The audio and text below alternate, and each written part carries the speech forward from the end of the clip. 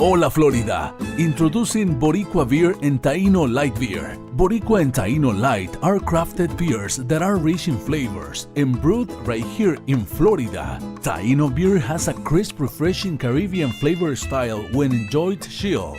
Boricua beer is a craft ale with full body flavor that is a beer drinker's beer. Boricua and Taino Light Beers. Enjoy responsibly. I am for the child who's had 7 addresses in a single year because she's in foster care, because her father abused her, and her mother couldn't believe her. She is the child I am for.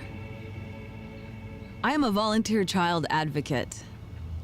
I am you. Florida residents call toll-free 866-341-1425.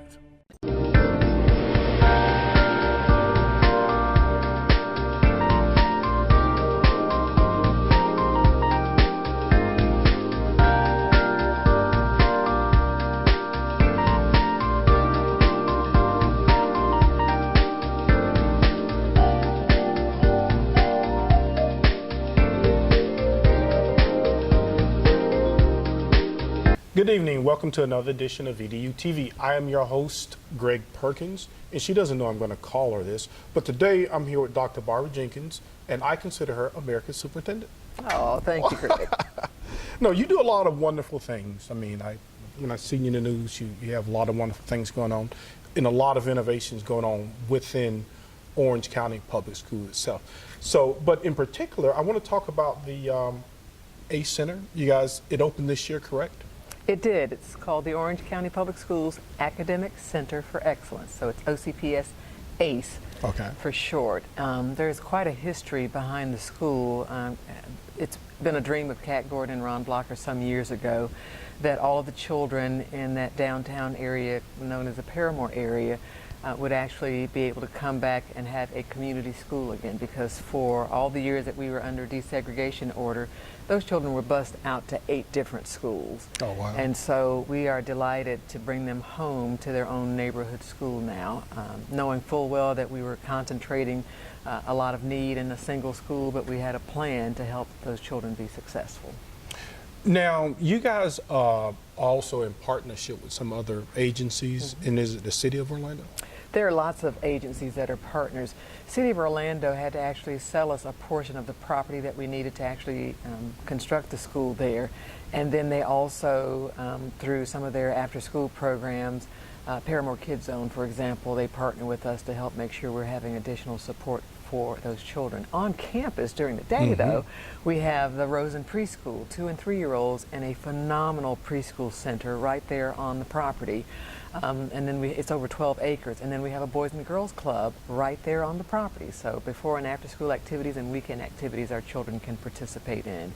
And then we, of course, have the K-8 school, and then we have a health center as well. Health and dental services will be offered right there on property. So all of those partnerships, Children's Home Society, University of Central Florida, Valencia, Rosen Foundation, Boys and Girls Club, Orange Blossom Health, all of those are critical partners to help us bring wraparound services to our children. Now, is that a new school model, you think, maybe in certain areas that schools will begin to do more of that? It is fairly new. We have a community, it's called a community school project. We have a community school over at Evans High School. It's been in place for a couple of years, but not quite as extensive because it's a high school. Of course, they don't have a preschool there, but they have the health services and wraparound services and counseling and career counseling for families and parents. Several similar services are offered there. And the notion of a community school is that it serves the entire community, not just the children, but their families as well. Now, Paramore, that's kind of a changing area, and historically it's had some issues. So, but it seems to me you guys have come up with a really good formula, because it's going to be interesting to see, do those wraparound services make a difference academically? So in terms of that, in terms of test scores, we always got to talk about test scores.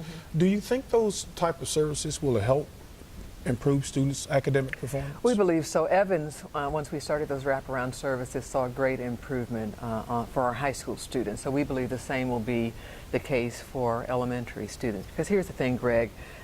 Young children can concentrate on learning, and we believe can learn at very high levels. We don't think they're inferior. We think they have too many interfering, mitigating circumstances that interfere with their learning. And so if you take away adult concerns that children shouldn't be concerned about to start with, such as healthy eating and a good place to live and good medical care, we believe our students will perform at higher levels academically as well. Now, do you all provide any services for the parents? Because a lot of parents, it seems to me, especially if they have not attended college, they are somewhat, or can be, a little intimidated of the school system because they don't understand the jargon, or in some cases, just how important education is. So do you guys have anything for the parents? Absolutely, and you know why that's important here is because those parents quite often probably could not engage if their children were being bused somewhere. If they didn't have transportation, Greg, then they probably weren't attending PTA meetings and parent conferences as much as they might have liked to. So now having a community school, they have a new opportunity to be involved and to be engaged, and we are convinced that we can help them do that appropriately. So we have Parent Academy, we'll have training sessions for them to help them engage and participate in their children's education, because now they can just walk over to the school and they won't feel isolated and sort of shut out, as some of them may have felt in the past. Additionally, we have some adult education offerings as well, because Orange Technical College's Orlando Tech campus is close by, and we can offer classes right there on the property. If you need your GED, if you want to start your college career, you even will have Valencia and UCF just a stone's throw away right across the street, and we're going to engage those parents and try to help them continue their education with all of those opportunities close at hand.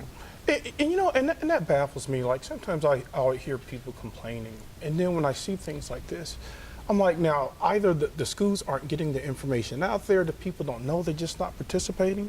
But that's awesome. What are some of the challenges you think, because it still seems that we have somewhat of a struggle in challenging socioeconomic neighborhoods in terms that education is important. Like, they can't see the link between a formal education and the type of lifestyle you'll lead. You know what, I think with so many of our families, Greg, they're just trying to survive, and so some of our parents have 2 and 3 part-time jobs trying to make ends meet, and the notion of going back to school, getting an industry certification, getting their GED just seems so far out in the distance from what is possible, because they're trying to stay alive and trying to put food on the table every day.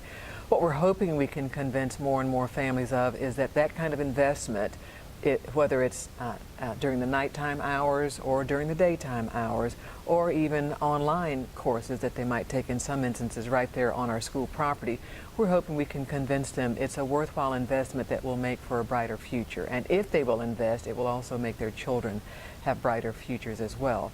And I think sometimes, and our Orange Technical College is doing more and more advertising and marketing, because we do have to get the word out. You don't need a lot of money to go to Orange Technical College. Most of our parents can qualify for grants that will cover their tuition. In some instances, smaller private entities would require quite a bit of money from them. So we have to convince our parents this probably won't cost you anything if you come and take part. And if you will go through an industry certification, for example, welding, which is offered in a couple of our campuses, those graduates come out making close to $80,000. Yeah, that's why you're right. Life is complicated, but I know that Orange County and a lot of school districts in general, they have a lot of awesome programs, and you're one of the leaders in that area. Now, Mr. Rosen, Harris Rosen, the kids.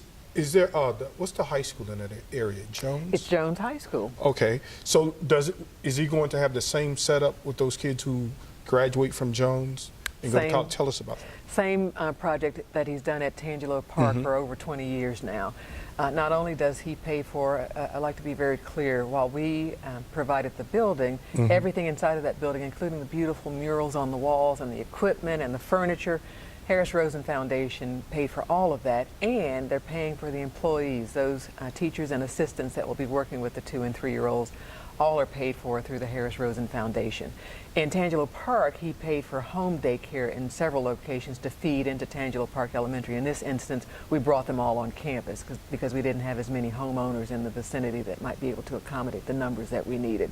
And then Mr. Rosen, true to his Tangelo Park model, for those children who matriculate up through that school onto Jones High School, when they graduate, they will have a 4-year scholarship to college or a 2-year technical school degree if they prefer. That is great. I wish that was around when I was in college.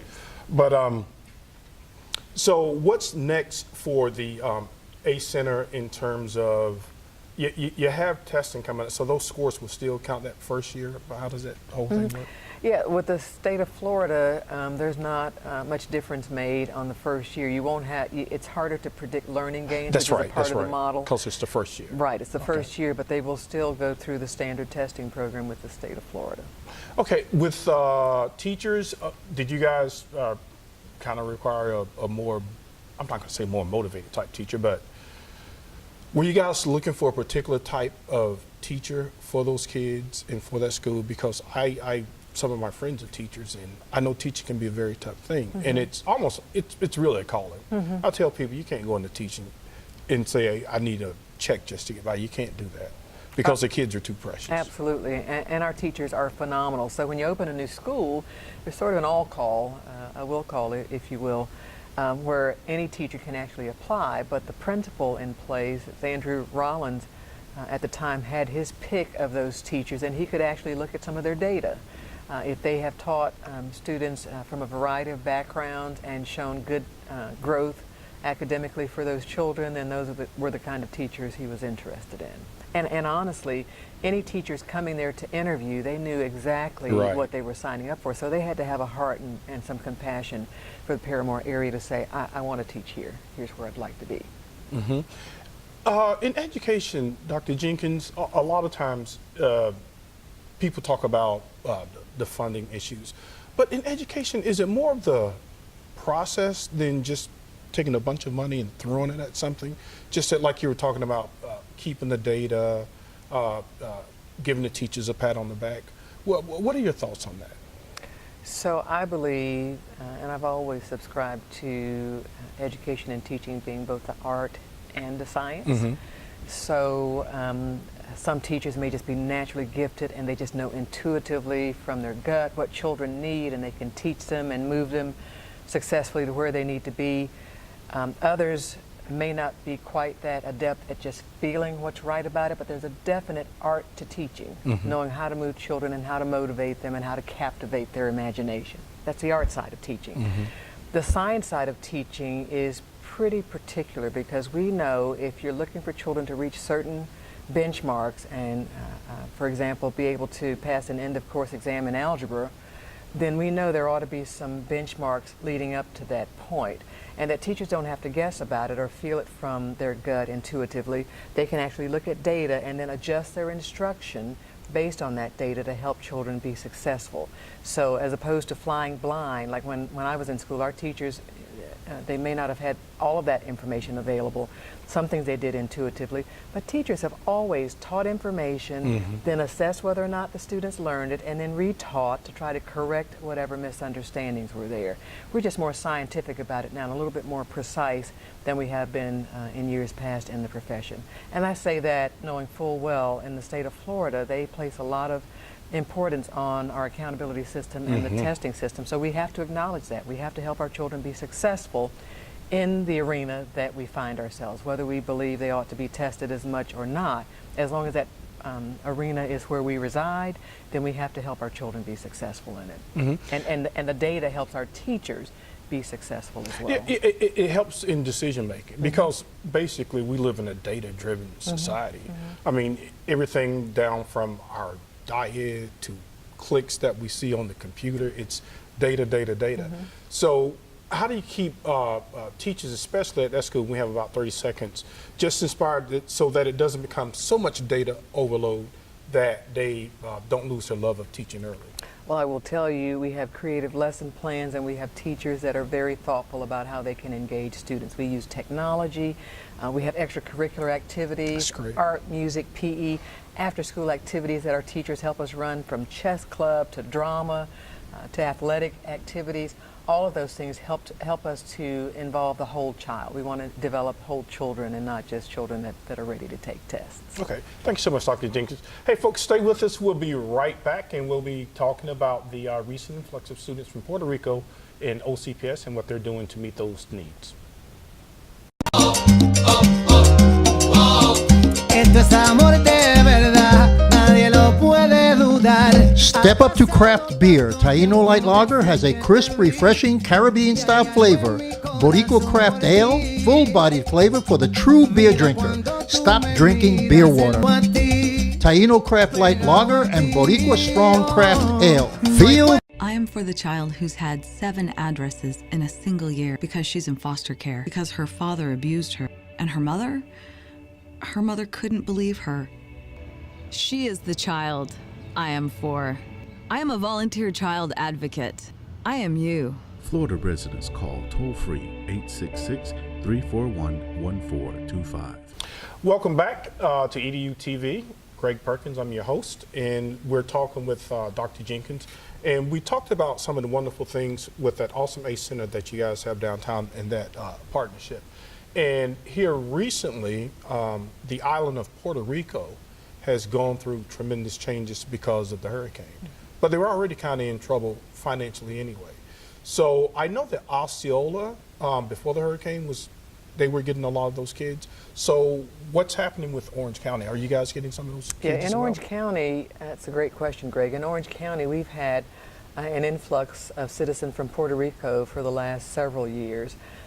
In fact, they were the majority, the largest population coming into Orange County for, I believe, 3 years running. And then last year we had an influx from Venezuela, and so immigrants from Venezuela coming here actually outpaced our citizens relocating from Puerto Rico. Jeez.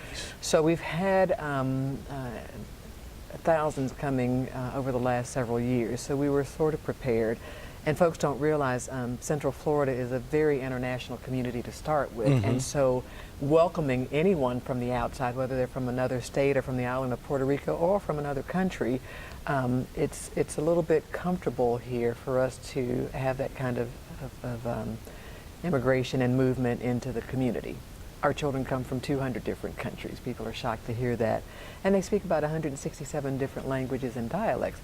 But the majority of our students coming to us not speaking English speak Spanish. Now, from Puerto Rico, citizens coming in from Puerto Rico, they are quite often bilingual. They speak English and Spanish.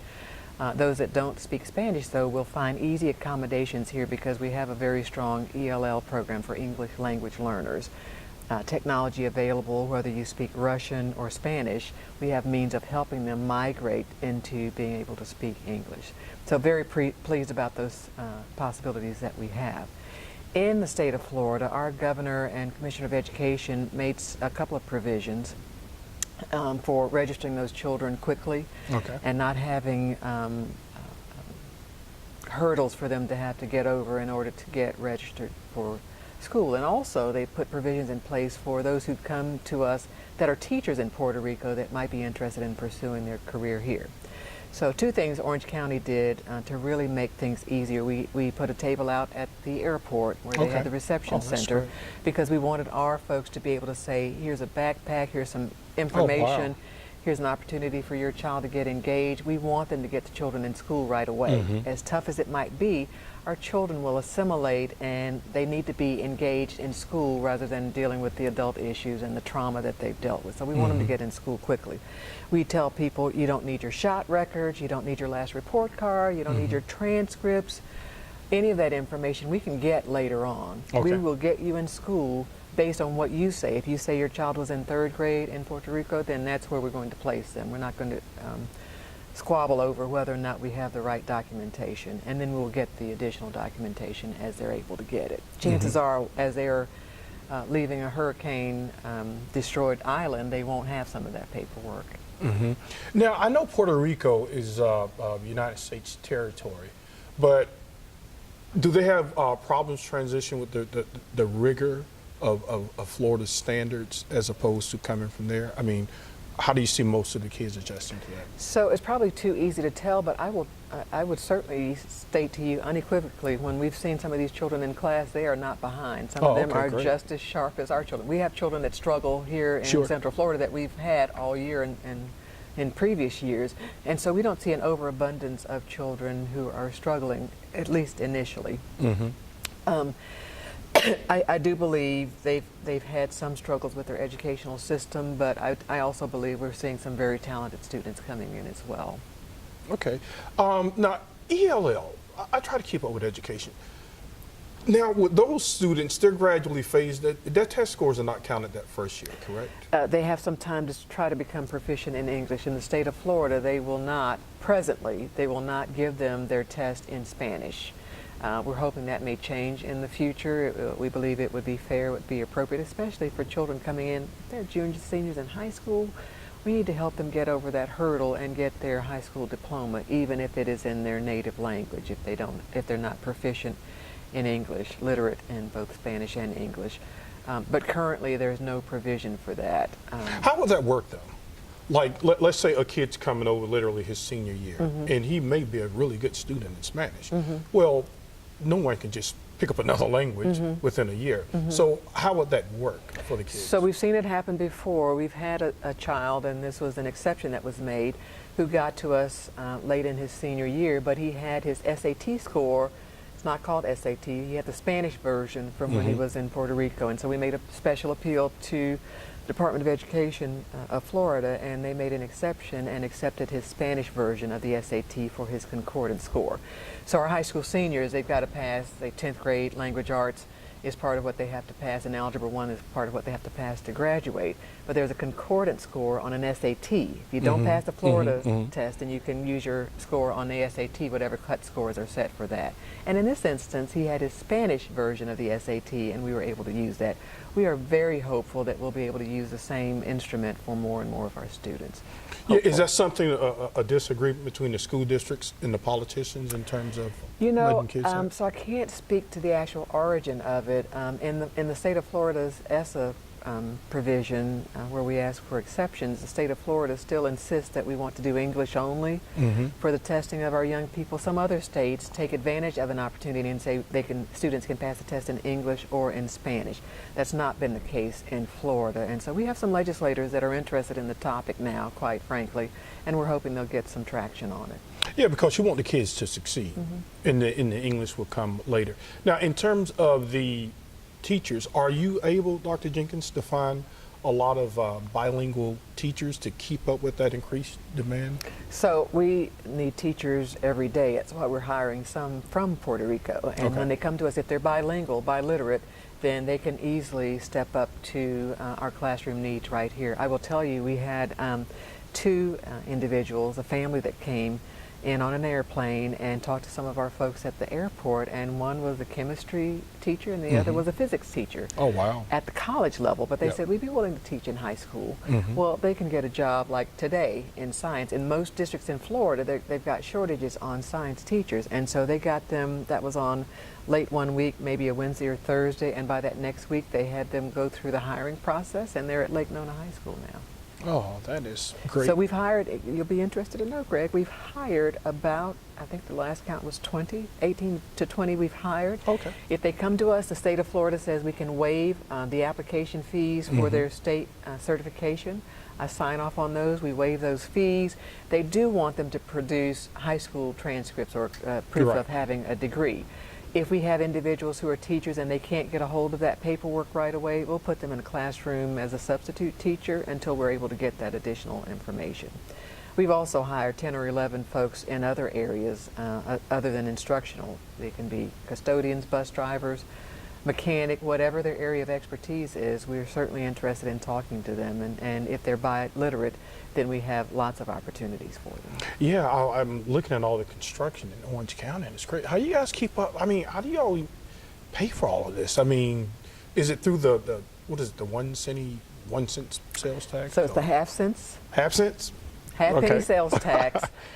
which went on for 10 years and then was renewed again in 2012. That's great. Our community has stepped up to the plate to say we absolutely want to support our schools. And Greg, you won't see this in other communities. The beautiful campuses that we have and the schools that we have. Yeah, the schools are very beautiful. That is an anomaly among urban districts around the country. So we're very proud of what our community has said to young people, that they're worth that investment. And when it's a half-penny sales tax, local taxpayers pay a portion of it, but our visitors and our tourists pay a good chunk of that cost as well. That's great. So it seems that Orange County, the schools, the city, it seems that you guys all do a really good job of working together to provide high-quality education for the kids. We have to coordinate with our county and local entities because, quite frankly, they have to help us with SROs, our school resource officers, police officers. They cover half the cost of those. They usually govern land use, so we have to coordinate where we're going to place a school and proper road signage and turn lanes, things like that. And what I'm convinced of, and what my board is convinced of, is that most times our local city and county governments are absolutely committed to doing what's best for our children as well. They're great partners. Every now and then we have a disagreement and have to somehow have an intermediary, settle that disagreement. But the bottom line is they are all invested, and all of our elected officials are invested in our children and their success. Now, are the students coming in from Puerto Rico and Venezuela, do they tend to, is there one particular area that it's overcrowded, or they're pretty spread out? So we have a wonderful technology, our GIS system, that can actually map out and plot where our children are. And what we did when we knew we were going to have more and more citizens coming in from Puerto Rico, we plotted out where some of our Puerto Rican-born children were already living, and you can see saturation points all over the district, more concentrations in certain areas, but not in a single area at all. And so what we projected was where we have current families, the initial folks coming over might be looking to go live with family or with friends. And so we knew we needed to shore up our resources and support in those areas. And that was pretty telling. It's been pretty accurate to start with. I think what it will also do, that kind of technology will help us communicate and coordinate with our county government around where we have capacity in schools, is where they might help put temporary housing or give vouchers for apartments and hotel use for folks coming in who don't have family and friends to live with. So the technology is fascinating. It helps us. We don't fly blind anymore. We actually know where we can sort of predict the growth. Yeah, it sounds like you guys have done a very good job of anticipating what may happen, and you have those things in place. Now, are the kids assimilating in terms of the extracurricular activities, the sports? So it's probably too early to tell on that. Because spring sports tryouts will be coming up soon. Folks coming in this late probably didn't go out and try to be a part of the football team, for example. But we have some talented athletes, and I feel quite certain if they've not already done so, they'll be trying out for the spring sports. Yeah, because I know baseball and basketball was pretty big, in soccer coming from Venezuela. So that's great. Well, you guys seem to be doing a great job, Dr. Jenkins. Every time I look at the news, there's something good going on, something innovative going on. And I would have to say, again, I'm very impressed with what you've done. You and I were talking earlier, this is your 6th year, right? I'm in year 6. I have a phenomenal school board, some of whom will be going off the board in the coming year, but just outstanding school board members who understand governance. Our chairman, certainly very well versed in the issues of public education, and wonderful supporters. And a community that supports us as well. Yeah, my daughter graduated from Olympia, and I was really impressed with how she turned out. Great school. Well, thanks again for coming to see me. Good night, folks, and thank you for joining us again for EDuTV.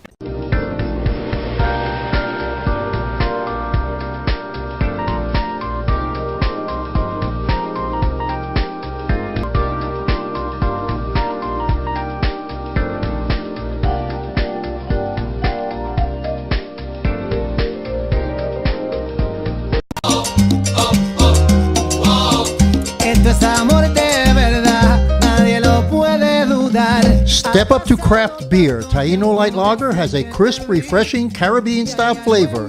Boricua Craft Ale, full-bodied flavor for the true beer drinker. Stop drinking beer water. Taino Craft Light Lager, and Boricua Strong Craft Ale. Feel Boricua and Taino Light are crafted beers that are rich in flavors and brewed right here in Florida. Taino beer, Boricua beer, Boricua and Taino Light beers. Enjoy responsibly. Esto es amor de verdad, nadie lo puede dudar. Step up to craft beer. Taino Light Lager has a crisp, refreshing Caribbean-style flavor. Boricua Craft Ale, full-bodied flavor for the true beer drinker. Stop drinking beer water. Taino Craft